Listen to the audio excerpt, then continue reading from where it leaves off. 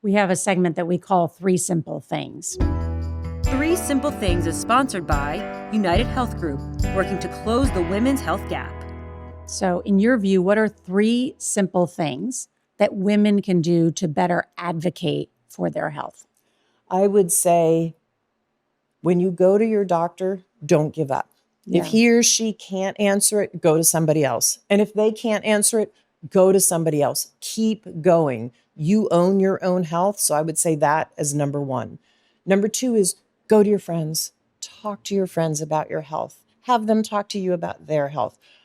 We often, as a woman taught me actually in Africa, I was asking her about some information and how did she know it? And she looked at me like, what a silly question. And she said, women talk. Like when we get information, we talk and we talk to somebody else and they talk to somebody else. Go to your friends. Yeah. They often have knowledge and also share what you learn with your friends. That's how I certainly benefited during my perimenopause years. And then the third thing I would say is get involved civically.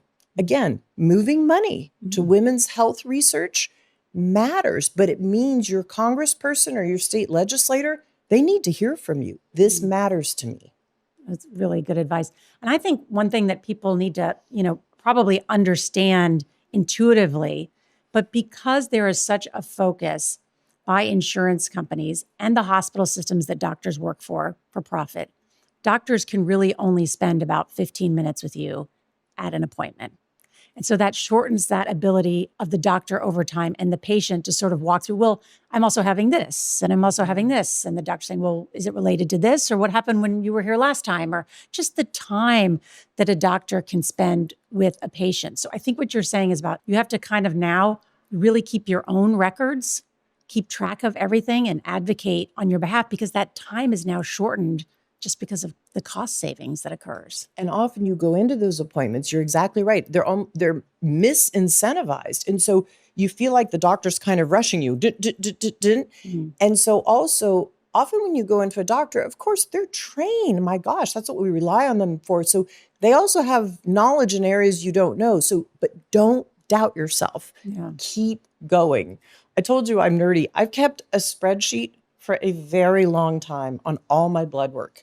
I mean, literally for years. Well, because you're a math person, yeah. Yeah, and I guess I like spreadsheets, right? Yeah. And my husband's a spreadsheet person too. I can track. It's easier than when I sit down with my doctor and she's pacing through the computer to look at it. I'm like, here's the spreadsheet. She's like, oh, thank God. And she puts her glasses on and we can look at the trends. You track your own like HDL and LDL? Absolutely. And I track my own H1BAC, which is my blood sugar. Blood sugar matters. Guess what? Perimenopause and menopause can kick you into type 2 diabetes. Well, gosh, that can have a whole issue for your heart, for osteoporosis. You can track that yourself. Get your blood work done.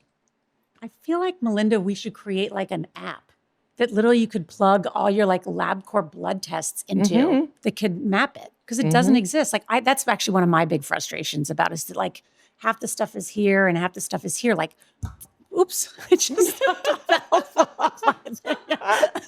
But anyway, is that the world telling me that's not healthful, Norah? But anyway. The world is telling you that's healthful. Yeah, that is. I love that. You got it? Okay. I sound like I'm like trying to pitch you to like build something together. Actually, but anyway. Nora, as one of my friends says to me from high school, we're smart women. We could go on Claude. We could use Claude Code and code that up tomorrow. I know. Pretty easy. Exactly. Quite easy, actually. Yeah. I mean, I have to just say that actually I'm someone who gives blood regularly. I love the Red Cross. Oh, good people. on you. And actually the Red Cross, just for anybody that's out there, it's a great thing. It's an easy way to give back. It really is. And they actually have one of the best because they track my hemoglobin, they track my blood pressure. So I can always look over the years what my blood pressure is. It's actually pretty amazing. I mean, I'm just saying it's like the one place that I feel like I get. You have it all in one place. I'm excited. Start gesticulating. I love it.